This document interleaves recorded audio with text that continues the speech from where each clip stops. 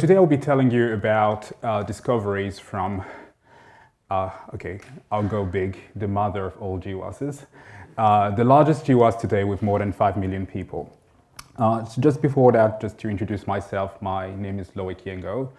I was trained in statistics and genetics, and my research is kind of sitting somewhere at the intersection of those two things. And as many of you here, I'm interested in trying to understand the genetic causes and consequences of trait variation within and between populations. And so the way we do that is through analyzing large and high resolution genomic data, build the statistical tools and the software to analyze data, and the idea is to squeeze as much information as we can. So I count on you to make that hashtag viral. So in this talk, there will be 3 parts. I'll be telling you about in a very succinct way, what we knew about the genetic basis of human height before that big study.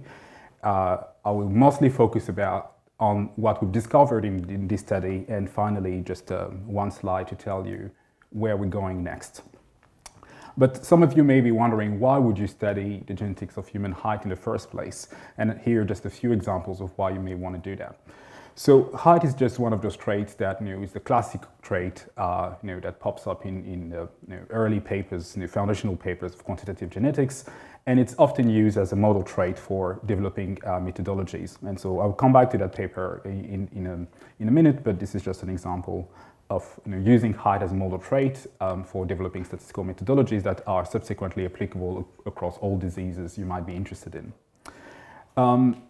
Height is also interesting as a trait in its own right, because it tells you something about the biology of tissue growth. And so this is just highlighted 2 papers that looked at stature or height variation in different species, well, in particular in cattle, and brought together some similarities there might be between humans and other species. There is a health angle in studying height, and this is sometimes underappreciated. There is evidence that height is causal for a bunch of diseases like atrial fibrillation or varicose vein. And as a social scientist, you may also be interested in height because it's a trait that is involved in mate choice, and there is now well-established evidence of associative mating on height. And also there is evidence that it influences how much money you make. So sorry for that. So coming back to this study, so what we knew mostly before, it's a very GWAS-centered view of history, but let's just put it this way. So what we knew before the GWAS era mostly came from pedigree-based studies. So we had estimates of heritability, and Peter earlier this week showed you, the latest update on those estimates with an unbiased design. And so we had this sort of horizon of, okay, one day we'll reach that 0.7, 0.8. And then we had the technologies to interrogate the genome, and then the GWAS journey started. So this is not comprehensive because I'm going to highlight a few studies and a few milestones. There have been more studies on the genetic basis of human height, but I'm mostly focusing on the ones conducted by the Jain Consortium, which is the effort I'm going to talk about today is part of it. So in 2008, with about 40,000 individuals, Allison and colleague identified about 27 loci associated with height. And subsequently in 2010, the Giant Consortium I think broke the first ceiling of having sample sizes of larger than 100,000 individuals. And with that kind of sample size, they identified 180 loci, altogether explaining about 10% of height variation. And so at the time the field, and you're probably all aware of that, or at least some of you, that the field entered this crisis about essentially comparing this 10% versus the 0.7 and 0.8 horizon that we had, and people started to be a bit skeptical. And this is where this paper from Yang and Peter Vischer in 2010 came to essentially reassure the field that there is more information to be found in genotype data. It's just that the genetic architecture of a trait like height is such that there's a myriad of small effects, and you just need larger samples to get them to identify those. And so the journey continued in 2014 with, again, the Giant Consortium sort of doubling the sample size pretty much. and identified about 700 loci, explaining about 16% of height variance. So still getting there slowly, but now with that 2010 paper, the right comparison is no longer between the variance explained and the sort of pedigree heritability. The right comparison is against the SNP-based heritability. And so that has been subsequently updated in 2015 or so with an estimate that accounts for how much variation you can hope to eventually explain from genotype and imputed data. And so I just want now to flag a few more milestones that also helped push the GWAS sample size further. And so the first one is the release of the UK Biobank. And in my opinion, the UK Biobank is one of the, well, probably not the only one thinking that, but one of the most significant scientific endeavor of our century. And so with this model of bringing scientists from different horizons, having this model where anyone can access the data and run any analysis they want, obviously they're under ethical agreements, it just helped developing novel methodologies like we talked about. I'm not sure if there was a talk mentioned about methodologies like BOLT, LMM, you probably heard about, and essentially just push the field forward. And so I was fortunate sort of to enter the game at the time in 2018 by essentially combining the data from Jain before and the UK Biobank, and we published this GWAS that identified 3,000 loci at the time, explaining just about 20% of height variance. So we were essentially halfway through the SNP-based heritability, which is what we can estimate there. And Chris mentioned in his talk that mentioned a few of direct-to-consumer companies, and those also have helped the field moving forward with some of their participants being consented for research, and also them being willing to collaborate with academic for this kind of research. And so this is essentially led us to today's GWAS. But before I start and talk about what we found and different questions we ask, I just want to highlight that earlier this year we had a paper that sort of continued this journey of estimating how much information is potentially contained in either genotype or imputed in our whole genome sequence data. And now we can hope eventually that by ascertaining variance with a frequency larger than 0.01%, we could explain up to 0.7% of height variance. So stay there. In 25 years, we'll make it happen. I have a question. Yes. How do you explain the big leap between 2014, 2018? Right, the data set was like maybe tripled, but the number close. Yeah, it's a great point. So I think there's a couple of things, and I'll be talking about it because we kind of revisited some of those analysis with our large sample. But I think there's a combination of statistical methodologies that were available at the time. So people, we had in the field this sort of double GC correction where each cohort were normalized in a way to reduce the inflation that could potentially be explained by population stratification, and then meta-analyze this and the second round of correction. And I believe that many of those prior studies have essentially been overcorrecting in the true signal. And on top of that, there's just also novel methodologies like linear mixed models, GWAS, that essentially can exploit more information contained in data sets. Okay, so now I'm going to talk about our big study, which I like to term as gargantuan. That's probably way too French of me to do, but whenever you can refer to French culture, just do it. So before I get ahead of myself, just want to thank all the collaborators. So this is it's a massive journey, and I feel so privileged being the one standing in front of you, telling you about that story. But there's actually the work of more than 600 people behind. Obviously 5 million participants, and just here highlighted the UK Biobank, the Giant Consortium, and 23andMe for their contribution to it. And so now I'm just going to, before that, we posted a bioRxiv preprint. Some of you might have seen it. I think it was online at the beginning of this year. So the paper is somewhere nearly accepted, and so hopefully you'll be able to see the latest results in that published paper soon. So with this study, we asked a few questions, right? So it's a GWAS study, so the first part was about discovering associations. But then with that, we also wanted to have a feel for where on the genome those variants were. So we had this idea of characterizing the genomic distribution of those height-associated SNPs. I've shown you this timeline that every time there's this checkpoint, where are we as compared to the SNP-based heritability, and how far do we need to go? So we had this estimation or quantification of variance explained by the GWAS significant SNPs. Obviously, we looked at prediction accuracy within ancestries and across ancestries, and in the end, we talked about we're trying to measure saturation of GWAS, and that probably goes back to the question you were asking. Now with this extremely large sample, we can revisit empirically what is the relationship between sample size and discovery, which many people have tried to do in the past, essentially trying to predict how large GWAS needs to be before we can explain everything, and I will try to tell you what we found in that space. So before talking about the discovery, just want to give you a quick overview of our study design.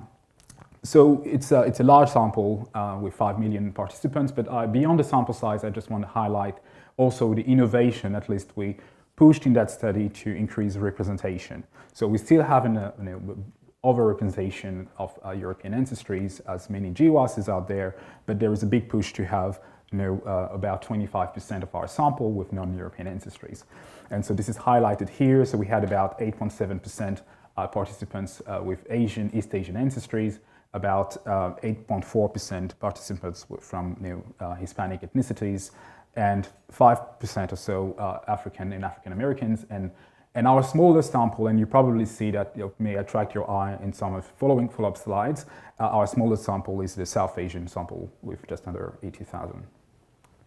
So another element of our design is that in that particular paper, we focused on a set of SNPs called HapMap3 SNPs, which has nice tagging properties across different populations. This is limitations, but bear with me, I'll try to convince you that it's actually not too bad for the kind of inference we wanted to do. So the first thing we did was to perform GWAS in those ancestry groups separately. And so the bar plot you're looking at on the y-axis essentially shows the number of independent associations we found, and we used this conditional and joint method, also termed as COJO, to identify those independent variants. And so obviously you can see that there is a big imbalance, but this is mostly reflecting sample sizes. But one of the reasons why we did that was to also appreciate from a more empirical point of view what is the relationship between those estimated effect sizes across populations. And so this somewhat busy corner of the slide is essentially comparing estimated SNP effects on the x-axis in the European sample, on the y-axis in the non-European ancestry groups. And so we did obviously all possible combinations, but just let me walk you through this.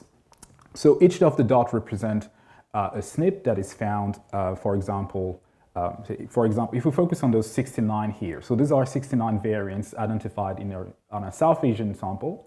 So you can take those 69 SNPs and you go and look at their estimated effect in Europeans versus their estimated effect in African Americans, and you look at the concordance.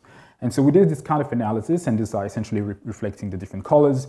And by and large, across all possible sort of combinations, we found that those estimated effects were quite consistent, with the smallest correlation being about 0.65. And so this is consistent with prior evidence of estimates of genetic correlation between population for trait-like height around 0.8. And in a way, sort of that channeled us to think we're probably good to perform a fixed effect meta-analysis in that space. And so when we did that and subsequently applied this COJO, we had our set of 12,000 SNPs, which are essentially the flagship number for this paper. Looking around, no question. Yay, question. Can you define more precisely what you mean by SNP effect? Is it like on a... It's the marginal, yeah. Is it the Loic effect by the substitution, or is it standardized by frequency? Yeah, thank you very much for the question. These are allele substitution effects, yeah. It's the marginal per allele effect. And one precision to add here is those estimated correlation accounted for sampling error, because there are differences in sample size, so we accounted for sampling error. So I just say that we found a very consistent SNP effect across all those ancestry groups, but we nonetheless found a few SNPs where we think there might be evidence of ancestry specificity. And I'm slightly cautious here because it will probably take a bit more analysis to make those claims. But I'm just here highlighting and probably the most prominent example we came across is this variant in chromosome 12 that has this very large difference in allele frequency between African Americans and Europeans. So the height increasing allele, the G allele, is 23% common in African ancestry groups versus 84 in European ancestry groups. And you can see these are the signals in African, and in the green you probably can't see it, is the significance in Europeans. And this variant, so it's still somewhat indirect, and that's why I was cautious about it, but just happened to be in a genomic region that has been shown to be under positive selection in West African. So in a way that big frequency difference could be explained by this selection event. Okay, so now we have our 12,000 SNPs, and the second question we ask is, where are they on the genome? And this question is motivated by the idea that we thought, at least some people thought, that with this extreme large sample size, everything is just going to be significant, and we'll find essentially a uniform distribution of signals across the entire genome. And we wanted to appreciate that empirically. And so what you look at, this sort of line is just a schematic linear representation of a chromosome, and each of those orange dots are one of those 12,000 SNPs. And so for each of them, we overlay a window, in this case 100 kb on each side, and 100 kb is not a very large window.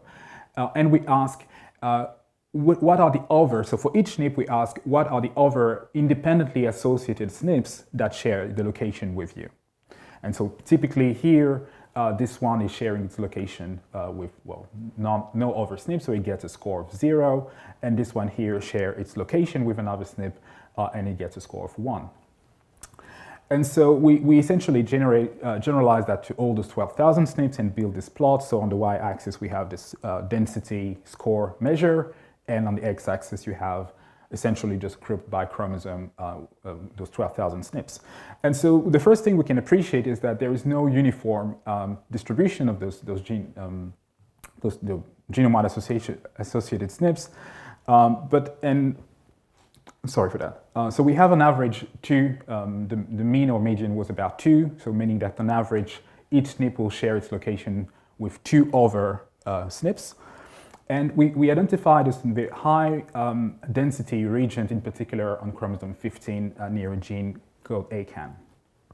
And so we're trying to understand what could explain that high density. And there are a bunch of competing potential explanations. So the first one could be, and I'll walk you through all these panels, but the first one we thought of could be is that there might be some underlying haplotypes that are just not well tagged by each of those SNPs, and in a way, at a particular location, we just need more SNPs to try and reconstruct the underlying observation.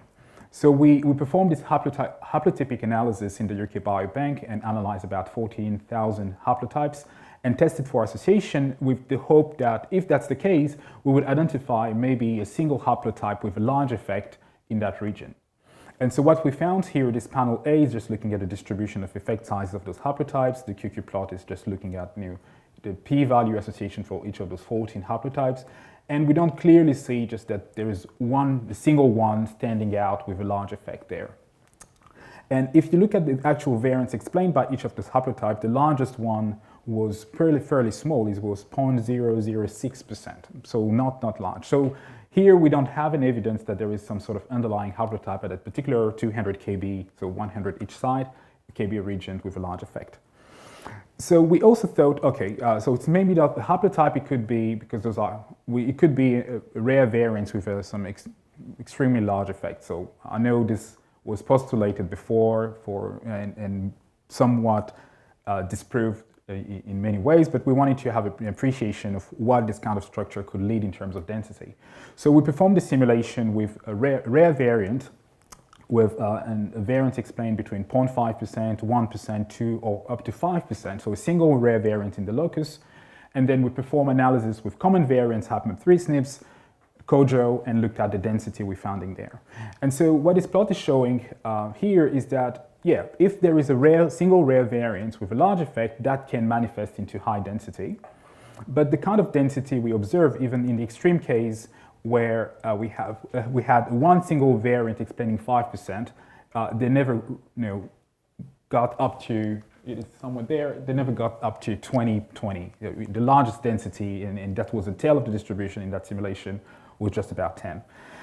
And so, interestingly, this ACAN locus came also recently in the news, at least in science, through work done by Paul Rillo and Ronan McMell in Harvard, where they identified in that region structural variants, a repeat sequence there associated with height.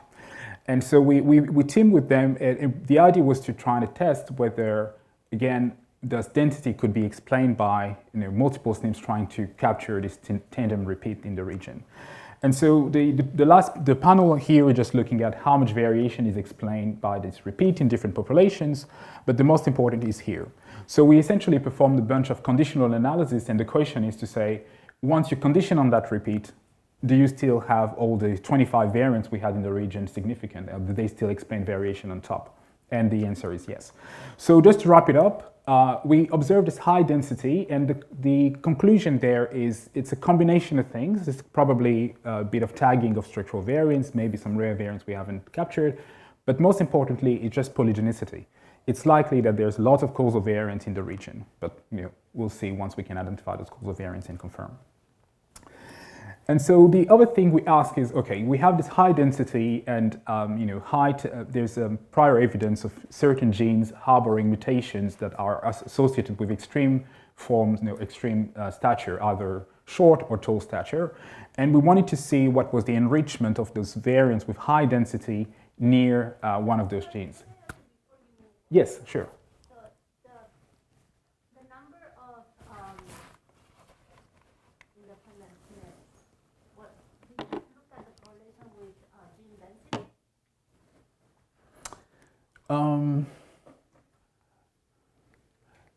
I think I did that, and I don't remember it on top of my head. But yeah, there is some correlation. Yeah, but it wasn't substantial enough to be reported in the paper. Yeah, question there. Why only skeletal growth genes in Omen? Why not other genes that have implication in height that aren't? Or were they all? How did you select the genes in Omen? Okay, so yeah, so it was a somewhat manual curation, and so actually that's work done by Joel Hirschhorn in Harvard, and so Joel essentially had a keywords in the OMIN search, and some were related to skeletal growth, some were essentially just related to stature, tall or short in some ways. But yeah, it was essentially a broad search for any phenotype that may result in extreme, well, any mutation that may result in extreme height.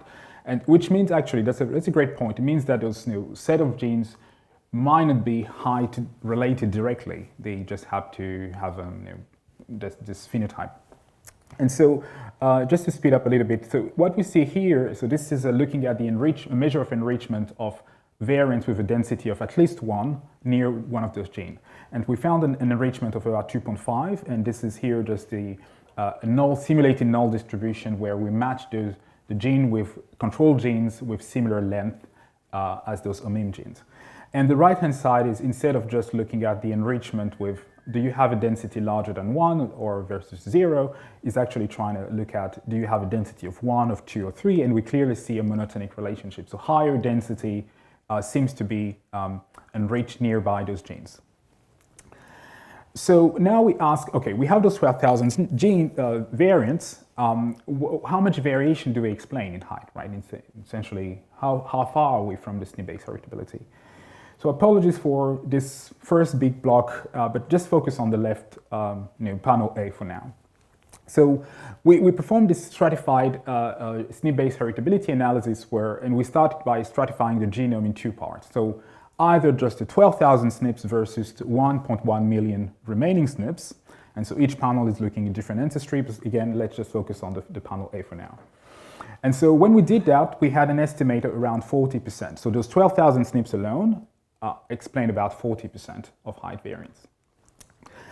And then we say, okay, well, this is not probably very fair as a comparison, the 12,000 versus the rest. You can still have SNPs that are nearby or potential higher linkage disequilibrium. What if we essentially slowly extend a window around those 12,000 SNPs, for example, 10 kb, 30 kb, etc. And what we realized actually very soon is that we didn't need to relax that window too far before we could hit the SNP-based heritability. And so what this estimate here is showing is if you, for each of those 12,000 SNPs, you overlay a window of about 35 kb on each side. Some of them will be overlapping because there is high density, so you get, in total we get about 7,000 independent segments, and I'll come to that in the next slide. And essentially, when you do that, you cover 21% of the genome, and you can partition the SNPs into, do you live in that region versus the rest? And when we do that, we explain whole SNP-based heritability. And come to that in the next slide. And so in the other panels, we essentially repeat those analyses in other ancestry groups. This is kind of one of the supplementary figure. You can see there are large standard errors. And I actually skip this one and go to this one here, which shows with a bit larger sample sizes what we got. So this is very similar as the previous plot, but again, we partition the genome into those now 7,000 overlapping segments that are derived from those 12,000 SNPs. They cover about 21% of the genome, and the striking observation is that they contain all this common variants in base heritability. Yay! Well, okay, that was my reaction that day. And it's striking that we see that consistently across populations, but we know it don't explain 100% in all populations, but it's more than 90%. And so then comes this limitation that I talked about at the beginning. We work with HapMap3 SNPs, and for those who are work in the GWAS field, they will know that in humans we can actually ascertain more common variants than just those HapMap3 SNPs. So then we ask, if you keep those segments, the 7,000 non-overlapping segments capturing 21% of the genome, and then you re-estimate SNP-based heritability, but using all common variants with a frequency larger than 1%, what do you get? Well, first of all, you get more information. So again, if I focus on what happens in the European group, this is the SNP-based heritability from HapMap3 SNPs, and this is the SNP-based heritability from extending to more than HapMap3 SNPs. So there is more information captured by the common variants beyond HapMap3 SNPs. But that additional information is still within the loci that we identified. And that's the same across all ancestry groups. And so the conclusion here is that those loci contain more than 94% of the common SNP-based heritability across 5 ancestry groups, and they cover about 21% of the genome. So some of you may be thinking, oh, that's okay, that seems very good, but what about rare variants? And that's a very good question to ask. Unfortunately, in order to answer this question, you will need large and whole genome sequence data, because the quality of imputation for rare variants is not that good just yet. So here, this is our first go to trying to answer that question, and I'll just highlight that this is not in the bioRxiv paper, but will be in the published paper. And so what we did here is that we repeated the same analysis, but now bringing in some low frequency variants, so essentially variants with a frequency between 0.1% and 1%. And what we see is essentially a very consistent result, that those low frequency variants also seem to be concentrated, at least the heritability is concentrated within those loci as well. And we can think about it in somewhat orthogonal way as well. And so you might not have noticed, but when we extended our analysis to more than just the HapMap3 SNPs and looked at all variants with a frequency larger than 1% in each ancestry groups, you cannot notice, well, I won't show it here, that there is actually twice. It was about 8 million SNPs in Europeans, or in most of the groups, about 8 million SNPs with good imputation accuracy and a frequency larger than 1%. But in African American groups, there is actually twice that number, about 16 million SNPs. And so then you can focus on those 16 million SNPs and ask, are you common in Europeans, or are you rare in Europeans, at least just based on that 1% cutoff? And so here, I'm just going to focus on this panel here. what I did is I took those 16 million SNPs, stratified them into only frequent in African ancestry groups or frequent in both, well, essentially here, rare in European and common in Europeans. And essentially what this panel is showing is that for the rare variants, the variants that are rare in European ancestry that happen to be common in African ancestries, their heritability, which we can estimate a bit better, is also concentrated in those 21% of the genome. So more converging evidence, but we need to get there. So in the next 5 minutes of my talk, a bit more maybe? Okay. Okay, 5 minutes. Yeah. So I'm going to talk about, oh yeah, question. So does this mean that then the variation for the second height is the same for you? No, but there's a big chunk in common. Sorry, I'm not covering myself with that. Okay, so prediction, we looked at different things. We looked at prediction from just those 12,000 SNPs, and what you're looking here is the prediction accuracy measured at the R-square between the predictor and height. And first of all, we see that the prediction accuracy is the same as the variance explained that we got from the SNP-based heritability analysis, which essentially is just saying that we have estimated those effects with good accuracy. That's good to know. We had about 40% accuracy in Europeans, and as shown, Chris was showing you this slide before, from Alicia's Martin paper, we acceptably observed this decrease of accuracy in overpopulations, and this is what you see here. Sorry, how did you calculate TBS? So you have the half-map SNPs, right? Yeah, so there's another slide coming. This one is just looking at those 12,000 SNPs, right? So only the 12,000 SNPs, and the green bar is the 12,000 SNPs. The yellow bar, actually, I should have explained that a bit more. The green bars are the 12,000 SNPs identified across the cross-ancestry meta-analysis. The yellow bar are just the ones, just under 10,000 SNPs identified just in Europeans, and the reddish or brick bars are the ancestry-specific ones. And so, for example, you can see that for the South Asian, it's pretty small, but remember, this one is the smallest GWAS we had, so the ancestry-specific, essentially, we're talking about 69 SNPs. But I guess this is where you wanted to go. So you can also do much better than just the 12,000 SNPs. You can construct a genome-wide predictor. And here we used SBAC, which is similar to LDPRED2 for those who work with this. And so what we found, if we just focus on the ancestry-specific, because this is where we actually see that you achieve better, when you use genome-wide information, you achieve better accuracy with the ancestry-specific.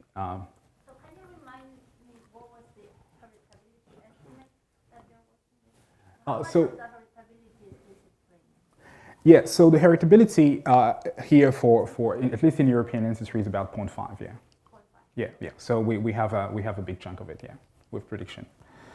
And so the nice thing you can do as well is to compare this accuracy. So now we have a predictor genome-wide, at least in Europeans, that has an accuracy of 45%, and you can compare that against what you can achieve with height of relatives.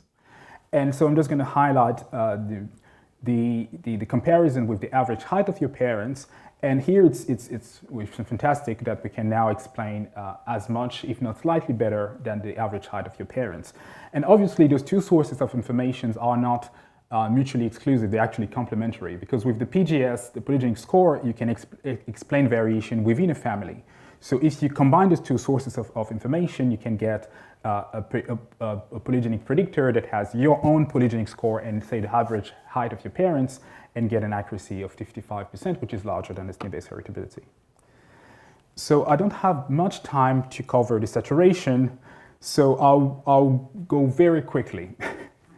So very quickly, as we increase sample size, so we downsample our GWAS and just repeated all those analyses with updated methodologies and just track sample size increasing and different findings. So when you increase sample size, you discover more variants. That's the blue curve. But for height, what we see is that those new variants that you discover are not completely scattered across the genome. They tend to live in small pockets-ish. And so which means that the actual number of loci is saturating faster. And if you focus on loci defined with 100 kb, so in that paper we focus on 35 kb, but 100 kb is not large. Remember, before we considered 1 megabase window, so like much bigger. And you can see that there is a clear saturation before. Same with prediction accuracy, extensively talked about it.